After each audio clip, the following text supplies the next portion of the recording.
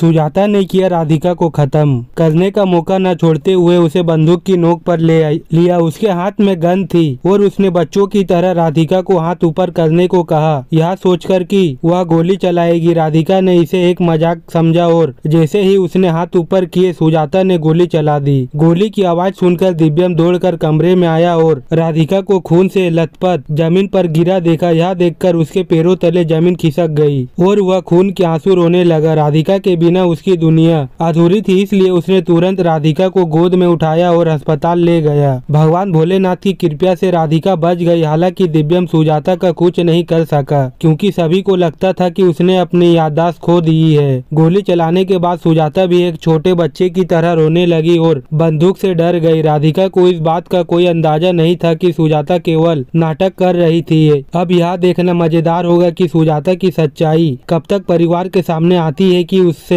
जो कुछ भी किया वह पूरे होशो आवास में किया था। सुजाता ने कही कि एक बार फिर से राधिका को जान से मारने की कोशिश, लगाया उस पर झूठा इल्जाम। जहां एक बार फिर से सुजाता राधिका को फंसाने में कामयाब हो तो जाती है, लेकिन उसका इतने से मन नहीं भरता। वही अब सुजाता दिव्यम के हाथ में खानदानी बंदूक देखती है, तब उसके दिमाग में एक और गंदा प्लान आ जाता है और वह उस बंदूक से राधिका को चोट पहुंचाने की कोशिश करती है। मगर राधिका अपने आप को बचाने के लिए उस गन को छीनते हुए नजर आएगी, लेकिन सभी घर वालों को ऐसा लगेगा कि राधिका सुजाता को चोट पहुंचाने की कोशिश कर रही है। वही सुजाता भी दिव्यम के आगे ऐसे गिड़गिड़ाने लगती है कि राधिका सच में उसे मारने की कोशिश करने वाली थी, जिसे देखकर अब दिव्यम राधिका पर काफी गुस्सा होते हुए तो नजर आएगा कि वह सुजाता के साथ ऐसा कैसे कर सकती है। लेकिन राधिका दिव्यम को काफी समझाने की भी कोशिश करती है, मगर सुजाता की वजह से दिव्यम राधिका की कोई भी बात नहीं सुनेगा और उस पर काफी गुस्सा होते हुए नजर आने वाला है। सुजाता ने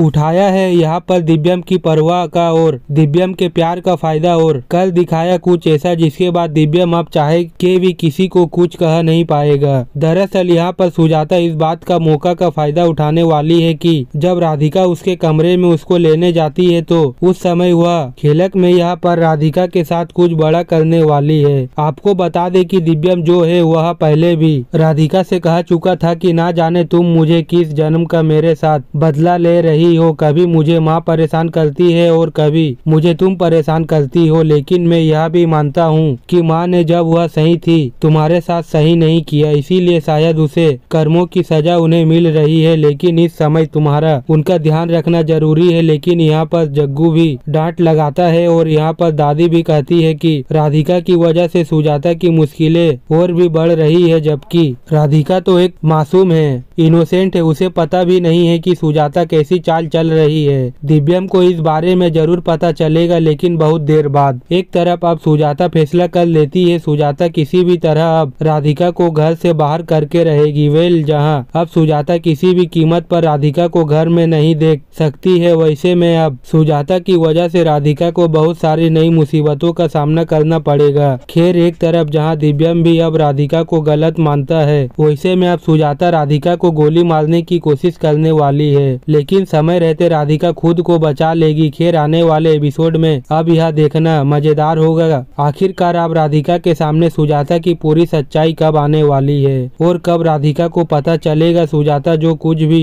कर रही है केवल और केवल यह सब एक नाटक है, ताकि सुजाता राधिका से बदला ले सके और राधिका को घर के बाहर कर सके। खैर, आने वाले एपिसोड में जब जल्दी सुजाता की पूरी सच्चाई पूरे घर वालों के सामने आएगी, वैसे में अब सुजाता को अपनी गलती का एहसास होने वाला है। लेकिन अब दिव्यम सुजाता को लेकर यह फैसला करेगा, यह देखना काफी मजेदार होगा। खैर, अब जल्द ही राधिका भी सुजाता से सवाल जवाब करती हुई नजर आएगी, आखिर उसे क्या सब करने की क्या जरूरत थी।